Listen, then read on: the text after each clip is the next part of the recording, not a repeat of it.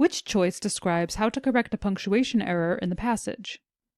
Let's go through our choices, implement the changes they're suggesting, and see if they're appropriate. A. Add a comma after the word Scillies in sentence 1. Nornor is part of Scilly's Eastern Isles.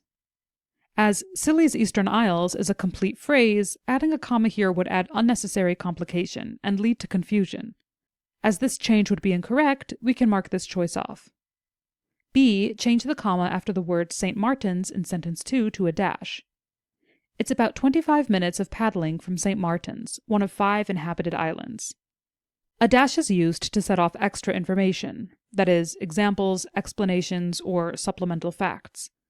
If we were to put a dash here, the words that would follow St. Martin's would be an explanation. It explains what St. Martin's is. However, a comma is equally acceptable in this context.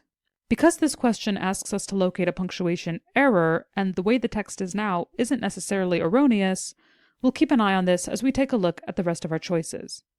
C. Change the comma after the word life in sentence 11 to a dash. Underneath our ocean is an array of life, different to warm water reefs, but just as colorful, Brown says. Colons are generally used to introduce lists, quotes, or explanations. If we were to place a colon here, the words following the colon wouldn't fall under any of those. They're simply further describing the ocean life. As this change would be incorrect, we can mark this choice off. And D. Change the comma after the word greens in sentence 12 to a semicolon. We have jewel anemones in pinks, blues, oranges, yellows, and greens, sea fans, cat sharks, and rainbow wrasse. The main use of a semicolon is to separate two independent clauses, but it also has another, slightly lesser-known use, to separate items in a list that involve commas. For example, in the sentence, I have 3 sons, Sam, the oldest, Michael, the middle child, and Henry, the youngest, each son is separated by a semicolon, as their descriptions use commas.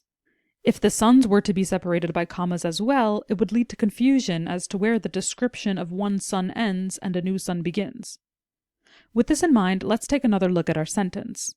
Brown is describing ocean life on the island and starts by delving into the anemones, including the many different colors they appear in. After that, she brings up more ocean life they have: sea fans, cat sharks, and rainbow wrasse. In order to properly separate the anemone's colors from the rest of the ocean life, a semicolon would be appropriate here, and a comma is incorrect. Seeing as this punctuation correction is necessary, we can mark this choice as our final answer.